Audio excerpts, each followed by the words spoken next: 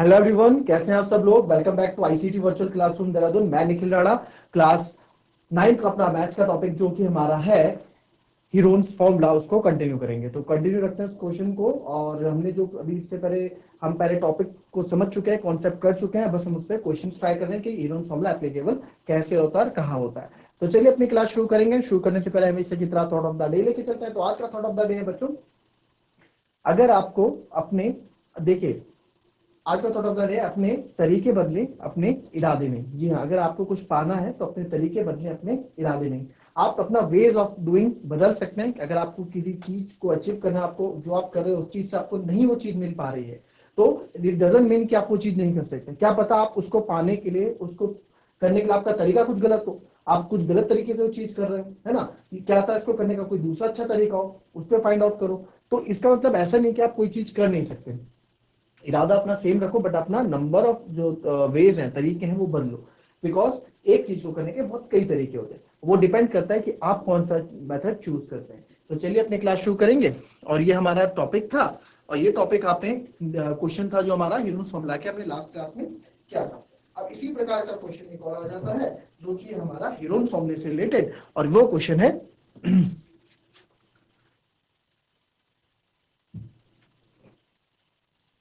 an umbrella is made by stretching 10 triangular pieces of cloth of two different colors, each piece measuring 20 centimeter, 50 centimeter and 50 centimeter. How much cloth of each color is required to the umbrella? अब देख पा रहे हैं, एक shaded है, एक white, एक shaded, एक व्हाइट, एक शेडेड है। तो इट मींस कि भाई छाता बनाया गया है, और इस छाते को बनाने के लिए, इस अम्ब्रेला को बनाने के लिए यहाँ पे दो तरीके के कपड़ों को यूज किया गया है। दो तरीके के कपड़ों को यूज किया गया है, और each piece measuring 20 centimetre, 50 centimetre. How much cloth of each colour is required, यानी कि आपको कौन कौन से कलर का कितना कपड़ा चाहिए होगा वो आपको बताना। तो बहुत इजी क्वेश्चन है, बहुत कुछ भी इस क्वेश्चन में नहीं है, हल्का सा कॉन्सेप्ट है, उसको दिमाग लगाओ और इस क्वेश्चन को कर डालो। चलो फटाफट कर डालो।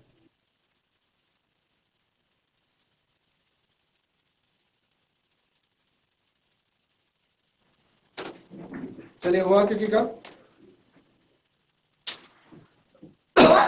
सॉरी। जिस किसी का आंसर है चैट के माध्यम से एड्रेस करके अपना आंसर दे बच्चों, फटाफट कर डालो इस क्वेश्चन को। देखो बच्चों,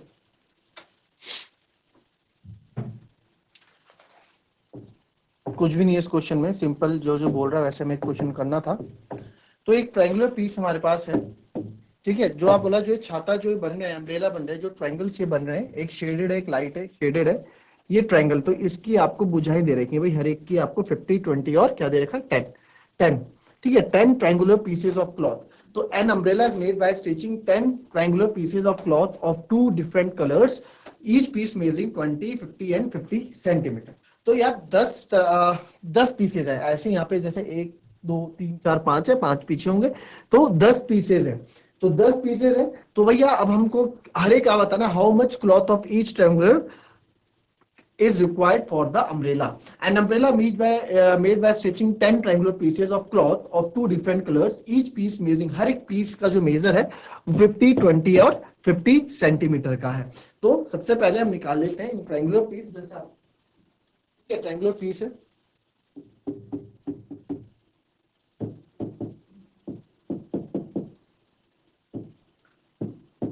ट्रायंगुलर पीस आपको दिया, ए कितना है, ए इज, एक साइड मान लो ए 20 centimetre, B is 50 centimetre.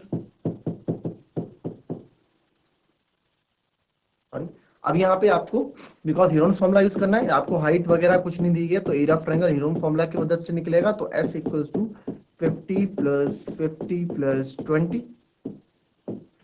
Upon 2, तो S आ जाएगा 120 अपॉन 2, यानी कि 60 सेंटीमीटर, ठीक है। 60 सेंटीमीटर आ गया, सेमी पैरामीटर मेरा 60 सेंटीमीटर आ गया। अब क्या निकालने की जरूरत है सर? अब तो इसका एरिया ऑफ ईच पीस निकालते हैं भाई, एक पीस है ना, तो ठीक है, एरिया ऑफ ईच पीस निकालते हैं।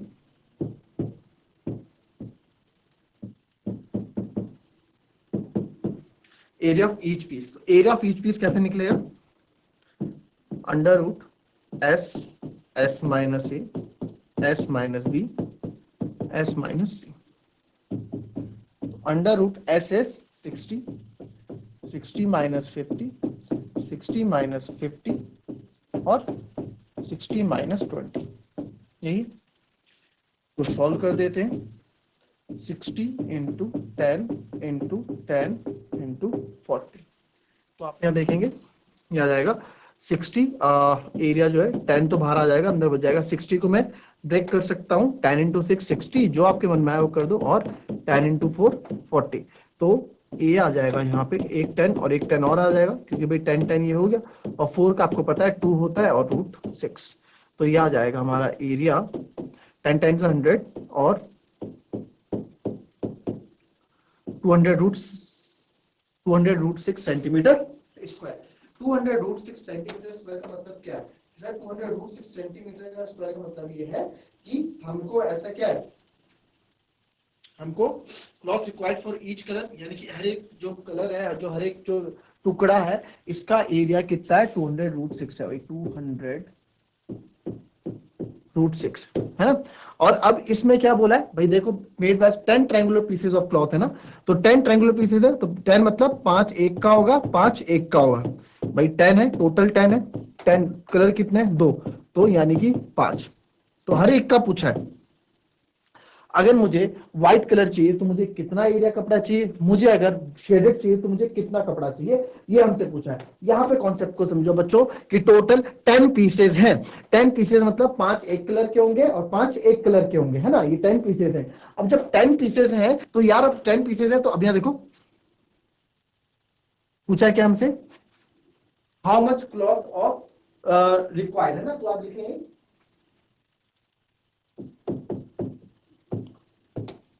Cloth required, cloth required for each colour, each colour के लिए क्लॉथ कितना रिक्वायर्ड होगा भाई। देखो एक का एरिया कितना है, 200 रूट 6 सेंटीमीटर स्क्वायर है, तो 5 मुझे, फॉर एग्जांपल एक मान लो ब्लैक है एक व्हाइट है, तो जितना ब्लैक के लिए चाहिए होगा उतना ही मुझे व्हाइट के लिए भी चाहिए होगा, है ना। तो किसी भी एक का निकाल दो, क्योंकि एरिया तो बराबर है सबका, तो किसी भी एक का निकाल दो, जो स्ट्रिप है इन सबका एरिया तो बराबर है, क्योंकि 50 20 50 सेंटीमीटर के कटेंगे वो, तो जो आप ब्लैक के लिए निकालोगे वही व्हाइट के लिए भी होगा, तो किसी एक का निकाल दो, है ना, क्योंकि ईच बोला है, हर एक के लिए कितना लगेगा, how much cloth of each, यानी कि ब्लैक कितना लगेगा और व्हाइट कपड़ा कितना लगेगा। देखो काटेंगे तो बात की बात है ना, कपड़ा तो एक ही आएगा एक ही बार में। अब ऐसा तो नहीं कि इतना काटने के लिए अलग कपड़ा लूंगा, इतना काटने के लिए, वो तो काट के बाद में एक साथ स्टिच या चिपकाया गया है, तो कपड़ा तो एक बार ही ऑर्डर करना होगा। तो बस कितना लगेगा, 5 इंटू 200, 5 क्यों, क्योंकि 10 स्टिचेस है तो 2 में डिवाइड हो जाएगा। आपको ये पूरी कहानी बता दी है, तो 100 रूट 6 सेंटीमीटर स्क्वायर इसका फाइनल आंसर होगा। अगर नहीं समझ में आता है तो आप पूछ सकते हैं मुझसे, ठीक है, इसको कॉपी कर लें।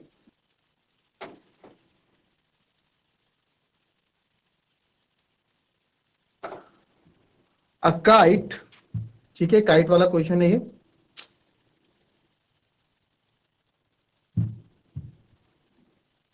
A kite is in the shape of a square of diagonal 32 cm and isosceles triangle of base 8 cm. ठीक है, side 6 cm each is to be made of 3 different shades as showed in figure. How much paper of each shade has been used in it? चलिए फटाफट इस question को copy करें और कर डालें इस क्वेश्चन।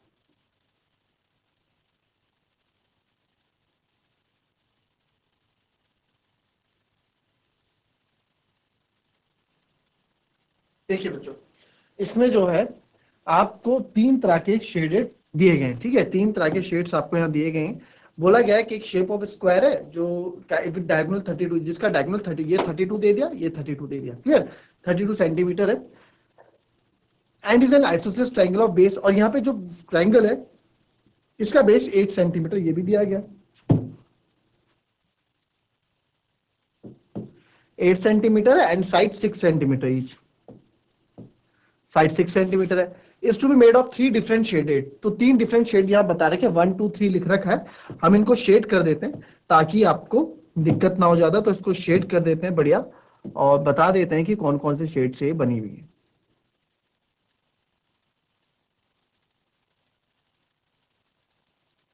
ठीक है, ये 3 शेड, और इसको हम जो है मिला भी देते हैं यहां से।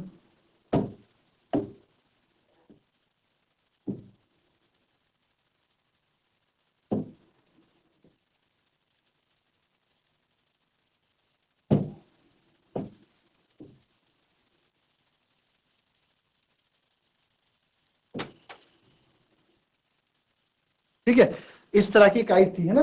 तो शेड मैंने कर दिया ग्रीन शेड, रेड शेड और नीचे ब्राउन शेड, या फिर आप इसको कोई भी शेड, ब्राउन शेड बोल सकते हैं, डार्क ब्राउन शेड।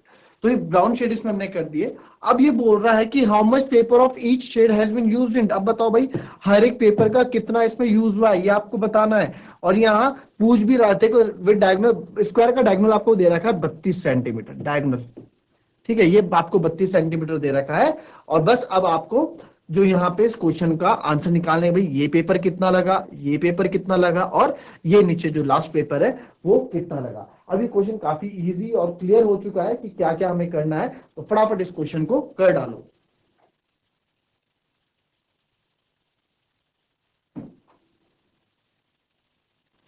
चलो अब देखो, अब हमें आपको पता है ये बोला गया है कि एक काइट क्या है, स्क्वायर का शेप है, ठीक है, is in shape of square, ठीक है। थोड़ा दिख नहीं रहा इसको, और इसको ना, ओहो थोड़ा गड़बड़ा गया, इसको फटाफट कर देते हैं। चलो ठीक है, ये हमारे पास तीन कलर्स में हो गया, फटाफट इसको देख लेते हैं। और square is in the shape of, क्या है, square is in the shape of, kite is in the shape of square, ठीक है। काइट जो है हमारा स्क्वायर के शेप में, तो स्क्वायर के शेप में जब ये है, इसको भी कर दो, आइसोसेलेस ट्रायंगल था,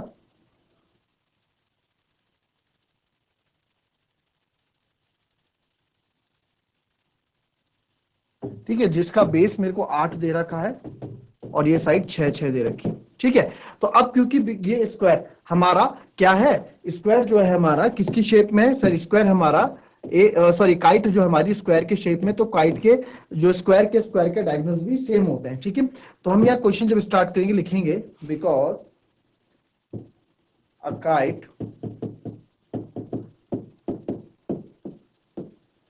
is in shape of square, kite क्या है, स्क्वायर के शेप में, है ना। एंड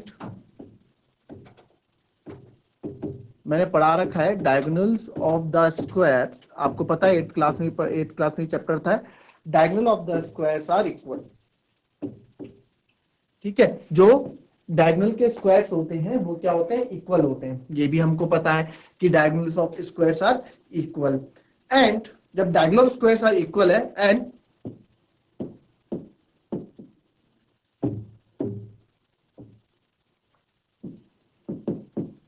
जब डायगोनल ऑफ स्क्वायर इक्वल है, एंड आप इसको लिख सकते हो and bisect each other, and bisect मतलब टू इक्वल पार्ट्स में एक दूसरे को बाइसेक्ट करते हैं,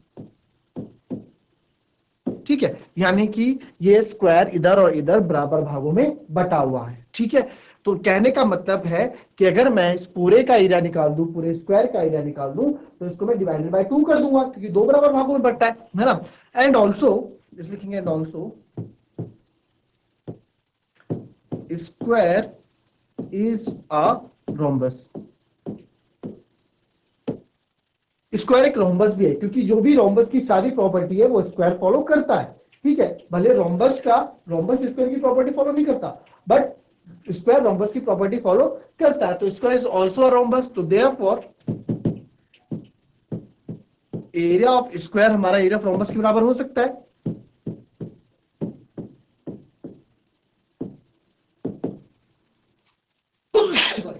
एरिया स्क्वायर भी half into product of diagonals d1 into d2, तो ये आएगा हाफ d1, डायगोनल 1 था मेरा 32 और ये भी था 32, तो 2 से 16 टाइम ये हो गया, 16 2 जा 32, 3 कैरी, 16 3 जा 48, 48 और 3 512 सेंटीमीटर स्क्वायर इसका एरिया आ गया। तो एरिया ऑफ स्क्वायर मेरे पास 512 सेंटीमीटर स्क्वायर आ गया पूरे उसका, है ना। नाउ सर ये तो आपने एरिया ऑफ स्क्वायर निकाल दिया, तो एरिया ऑफ स्क्वायर तो मैंने निकाल दिया। नाउ तो अब पेपर नीडेड फॉर शेड 1, अब कितना पेपर मेरे को चाहिए होगा, ये तो टोटल का आ गया। अब भाई ये हाफ होगा ना इसका, ये पूरे स्क्वायर के एरिया का हाफ होगा और ये हाफ होगा, तो उसको लिख देंगे देयरफॉर नाउ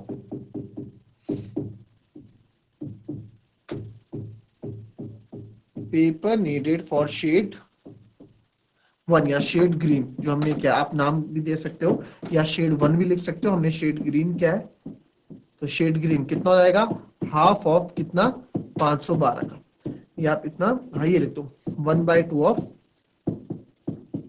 500, तो यहाँ कट जाएगा 2 2 जा 4 2 5 जा 256 250 सेंटीमीटर स्क्वायर। एंड वैसे ही एरिया नहीं,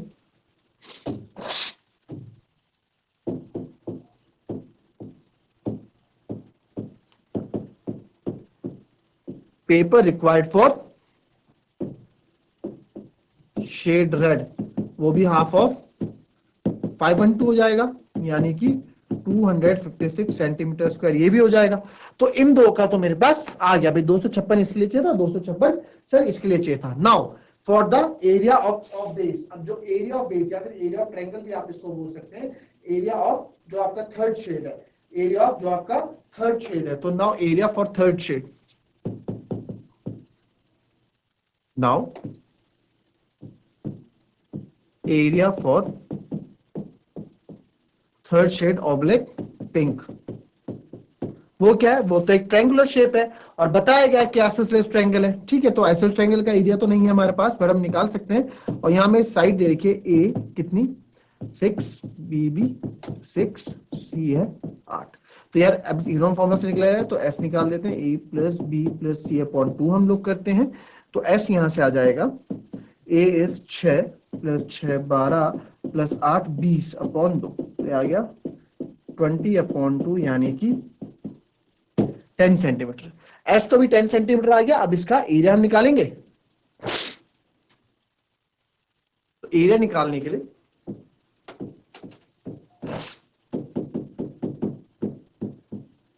area of third shade under root S minus A S minus B S minus C, value रख के इसके आंसर निकालो जरा फटाफट।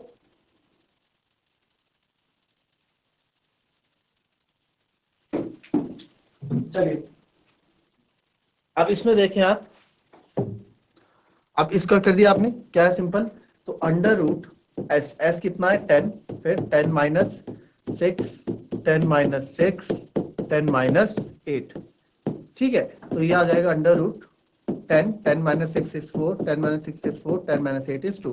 तो 10 तो बाहर आ गया, ठीक है, 10 नहीं 4 बाहर आ गया, अंदर बचा मेरे पास 20। तो 20 को 2 इंटू 5 इंटू 2 कर दूं मैं, तो अगेन 4 इंटू 2 बाहर आ जाएगा, अंदर 5 बच जाएगा। तो 8√5 सेंटीमीटर स्क्वायर। बट आपको अगर पॉइंट में आंसर पूछा हो कि भैया पॉइंट में आंसर बताएं, आपको ऑप्शन पॉइंट का दिया तो आप √5 को भी यहाँ सॉल्व कर सकते हैं। तो √5 को मैं डिवीजन मेथड से यहाँ सॉल्व कर दूंगा। तो √5 की जो हम वैल्यू निकालेंगे, आप देखें 5। अब मैं √5 को मुझे पता है एक परफेक्ट स्क्वायर नहीं है, तो पॉइंट के बाद मैं कितने जीरो लगाने वाला हूँ, 1 2 3 4, क्योंकि पॉइंट के बाद ना मुझे केवल 2 डिजिट्स चाहिए, ज्यादा नहीं। पॉइंट के बाद मैं 2 डिजिट्स लूंगा, ज्यादा नहीं। तो 2 2 के पेयर यहाँ बना दे। तो आपको पता है 2 2 जा 4 5 हो गया 1 पॉइंट, यहाँ है लगाओ 0 उतरेगा, और यहाँ 2 2 जा 4, तो 43 3 जा बड़ा हो जाएगा, 42 2 जा 4 3 जा, क्योंकि 3 रखूंगा तो 3 4 जा 12, तो बड़ा हो जाएगा, तो एक छोटा रखना पड़ेगा 42 2 जा। तो ये होगा 2 दूनी 4 84, 10 में से 4 गए 6, और ये हो जाएगा आपका 9 में 4 गया 1। अब यही चीज यहाँ वापस प्लस हो जाएगी, 44 हो जाएगा, और यहाँ ये दोनों जीरो उतर जाएंगे। तो 44, अब आप देखते हैं अगर मैं इंटू 4 करूंगा तो अगेन बड़ा हो जाएगा, 4 4 जा 16, कैरी भी लेके आएगा। तो पहले 3 से ट्राई करता हूँ, 4 4 3 इंटू 3, 3 3 9 3 चौको 12 3 चौको 12 13 1329, और लो आप 4 4 4 से भी मल्टीप्लाई कर दो, 4 4 जा 16 1 कैरी 4 4 6 17, और ये एक बड़ा हो ही गया है ना। तो आप 3 यहाँ लेंगे, यहाँ भी 3 लूंगा मैं, पॉइंट है ना, पॉइंट है यहाँ पे, पॉइंट लगाना भूल गया था, पॉइंट है यहाँ पे, क्लियर। 1329। अब यहाँ कुछ भी आया रिमाइंडर, इससे मुझे फर्क नहीं, क्यों, क्योंकि मुझे पॉइंट के बाद के 2 ही डिजिट यहाँ पे चाहिए थे। तो इसको मैं लिख सकता हूँ 8 इंटू 2 पॉइंट। तो जब मैं इसको करूंगा तो आएगा 24 और 2 कैरी, 8 2 जा 16 16 और 2 18 1 कैरी, और 8 2 जा 16 1 कैरी 17, तो 17.84 सेंटीमीटर स्क्वायर लगभग आपका आंसर ये आ जाएगा। तो टोटल कपड़ा जो मुझे रिक्वायर हुआ वो हुआ 17.64 सेंटीमीटर स्क्वायर, ठीक है। तो तीनों रीजन यहाँ देखने को मिले हमको, ठीक है। पहला हमने निकाल दिया ये, दूसरा हमने निकाल दिया ये, और तीसरा हमने निकाल दिया ये 17.84 सेंटीमीटर स्क्वायर। पहला स्क्वायर था, तो स्क्वायर था, हमें पता है डायगोनल इसको दो बराबर भागों में बांटता है स्क्वायर के, और स्क्वायर एक रोम्बस भी होता है, तो डायगोनल की हेल्प से हमने एरिया ऑफ रोम्बस निकाला, और वही एरिया ऑफ स्क्वायर भी था। तो स्क्वायर क्या होता है, स्क्वायर का जो डायगोनल होता है दो बराबर भागों में बांटता है स्क्वायर को, तो जो ऊपर वाले का एरिया होगा वही नीचे वाले का एरिया होगा। तो 512 को हमने डिवाइड किया तो ऊपर वाला 256, इसको भी 256। फिर आइसोसेलेस ट्रायंगल का एरिया निकाला वही हीरोन्स फॉर्मूला की मदद से, and we will get our final answer. आप आंसर यहां छोड़ोगे, ये भी सही है और ये भी सही है। तो ये थी बच्चों हमारी आज की क्लास। मिलते हैं आपसे कल की नेक्स्ट क्लास में, तब तक के लिए be happy, be healthy and be safe. Thank you and have a nice day.